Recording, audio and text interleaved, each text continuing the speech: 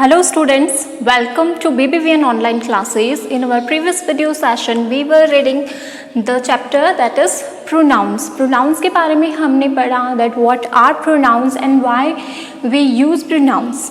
Okay, and today's part we will read about its types. So first type is personal pronoun.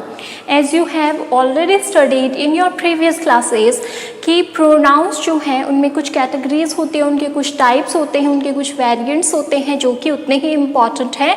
So personal pronoun क्या होते हैं? The personal pronouns that stands for a person or a thing. It means personal pronoun हमेशा किन के लिए रहेंगे? या तो persons के लिए या फिर किसी चीज़ों के लिए. Okay? For example, I have written I, you, they, we, he, she, it. So I hope कि आप लोगों को पता होगा कि कहाँ पर किस चीज़ का या कहाँ पर, जैसे कि he है तो he हम मेनली किसके लिए यूज़ करते हैं? मेल्स के लिए, और she जो है वो फीमेल्स के लिए यूज़ करते हैं. सो आई होप आपको इनका यूज़ पता होगा जो कि आपने प्रीवियस क्लासेस में भी पढ़ा है. सो डायरेक्टली आप बात करते हैं पर्सन की. पर्सन कितने होते हैं? 3 टाइप्स के होते हैं, first, second and third person. As I have already told you that persons जो हैं वो first, second and third type के होते हैं. तो फर्स्ट पर्सन कौन होता है? Who is talking, जो बात कर रहा है. It means right now I am the first person. Why so? Because I am talking. Then the second person. Second person is who is listening. Second person हम किसे कहेंगे? जो कि सुन रहा है.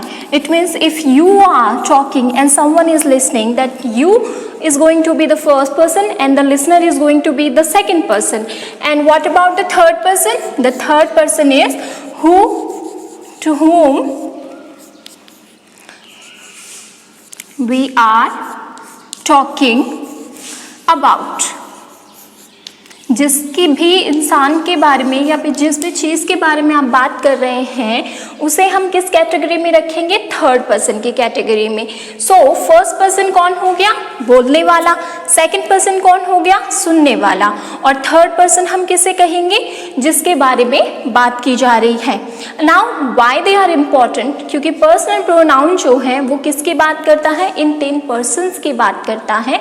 ठीक है, जैसे कि अगर मैं यहाँ पर आपको एक एग्जाम्पल दूं, Sita is going to market.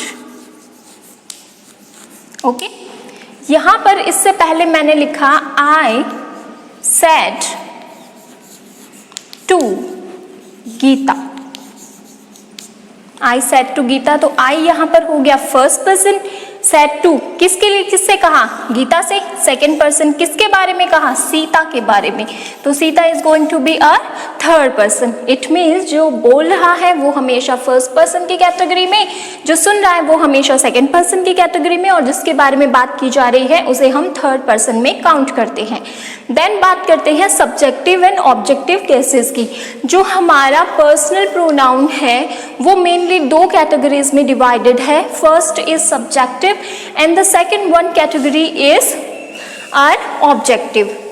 You have already learnt about subject and object, जो कि मैंने आपको sentences में clear किया कि एक जो हमारा sentence रहता है उसमें subject क्या है और object क्या है. For example अगर मैं लिखती हूँ same, Sita is talking to me. ठीक है, यहाँ पर सीता जो है वो क्या है? कर्ता की जगह पर है, वो काम कर रही है, तो ये हो गया हमारा सब्जेक्टिव. और ये जो मी है मुझसे बात कर रही है, अगर मैं यहाँ पर मी नहीं लिख के किसी का नाम लिख देती हूँ, Sita is talking to Gita, तो ये क्या हो गया? ऑब्जेक्टिव. ठीक है, सो जब हम पर्सनल प्रोनाउन करते हैं तो इसके अकॉर्डिंग ही हमें यहाँ पर चीज़ें चेंज करनी होती है. लाइकवाइज सीता इज यानी कि शी, क्योंकि सीता के लिए हम किस प्रोनाउन का यूज करते हैं? शी का. तो she is talking to her friend. Okay, so यहाँ पर हर फ्रेंड जो है वो ऑब्जेक्टिव में आ गया अपनी दोस्त से, और अगर यहाँ पर ही होता, he is talking to his friend, यहाँ पर हर की जगह पर हिज का यूज होता। अब हमें ये किस तरीके से पता चलते हैं, उसके लिए ग्रामर जो है उसमें रूल के अकॉर्डिंग एक टेबल दी गई है, जिससे आप इजीली ये पता कर सकते हैं कि कहाँ पर ही के साथ में हिज का यूज होगा या शी के साथ में हर का यूज होगा।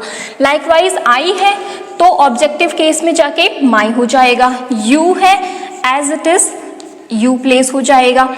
देन मैं अगर बात करूँ शी की तो हो जाएगा हर, ही की बात करूँ तो हो जाएगा ही, हिम या फिर his according to the situation. ठीक है, फिर मैं अगर बात करूँ वी की तो वो कन्वर्ट हो जाएगा अस में, दे की बात करूँ तो वो कन्वर्ट हो जाएगा देम में। ओके, सो इस तरीके से सब्जेक्टिव में ये वर्ड्स आते हैं, तो ऑब्जेक्टिव केस में हमें इन प्रोनाउंस का यूज़ करना होता है। ओके, सेकंड की तरफ अब हम चलते हैं। सेकंड प्रोनाउन है हमारा पजेसिव प्रोनाउन। पजेशन, पजेशन क्या होता है? पजेशन होता है अधिकार। ओके, स्वामित्व जब आप किसी चीज़ पर शो करते हैं तो आप उसे कैटेगरी में रखते हैं इसकी। Type is possessive pronoun that shows possession और ऑनरशिप, यानी कि किसी चीज़ पर जब आपका अधिकार शो करता है उसे हम किस कैटेगरी में रखते हैं? पजेसिव प्रोनाउन की कैटेगरी में। ये वर्ड आपने काफ़ी सुना भी होगा और डे टू डे लाइफ में आप यूज़ भी करते होंगे। कुछ एग्जाम्पल हैं जैसे कि this shirts belong, the shirt on the table is mine. It means वो शर्ट, ठीक है, कौन सी शर्ट जो कि टेबल पर रखी हुई है वो किसकी है? माइन। इट मीन्स मेरी। ऑब्जेक्टिव केस में हमने इसका यूज़ किया है, इट मीन्स ये किस में यूज़ होते हैं? ऑब्जेक्टिव केस में। ठीक है, और एग्जाम्पल्स हैं जैसे अगर माई है तो माइन हो जाएगा, यू है तो योर्स हो जाएगा, अर है तो अर्स हो जाएगा। इस तरीके से पजेशन जो है, यानी कि आपको अपनी किसी चीज़ को बताना है या शो करना है तो हम पजेसिव प्रोनाउन का यूज़ करते हैं। The next one is demonstrative. Demonstrative मतलब करके दिखाना, डेमो देना या फिर पॉइंट आउट करना, किसी चीज़ को शो करना। ठीक है, इनमें हम मेनली जैसे कि हम डेमोन्स्ट्रेटिव नाउन में यूज़ करते हैं, यहाँ पर भी हम प्रोनाउन में दिस, दैट, दीज और दोज का यूज़ करते हैं। ठीक है, दिस का मतलब ये है, दैट का मतलब वह है। इट मीन्स दीज जो है वो नियर बाई ऑब्जेक्ट्स के लिए, और दैट जो है वो फर्दर, यानी कि जो हमारे से थोड़ा सा दूर है, फार ऑब्जेक्ट्स के लिए हम यूज़ करते हैं। सेम वे में प्लूरल बनता है, दीज नियरेस्ट के लिए और दोज जो है वो फर्दरेस्ट के लिए, यानी कि जो फार रहेगा, हमसे दूर रहेगा, उसके लिए। ये सिंगुलर कैटेगरी में यूज़ होते हैं और ये जो है वो प्लूरल कैटेगरी में यूज़ होते हैं। एक का जो है एग्जाम्पल से हम इसको समझते हैं। This picture is beautiful. This picture is beautiful, इसमें भी हमने दिस का यूज़ किया है, बट ये पिक्चर जो है वो इसमें हमारा नाउन है, इसीलिए ये वर्ड जो है वो प्रोनाउन ना होके क्या कहा जाएगा? एडजेक्टिव। ओके, सो ये हो गया हमारा एडजेक्टिव प्रोनाउन। अगर हमें इसे सिंपल प्रोनाउन वे में लिखना है तो हम लिखेंगे this is a beautiful picture, यानी कि ये जो है एक सुंदर तस्वीर है। इसी तरीके say that is a beautiful picture, it means वो दूर जो पिक्चर रखी हुई है वो कैसी है? बहुत ही खूबसूरत है। Next one is interrogative.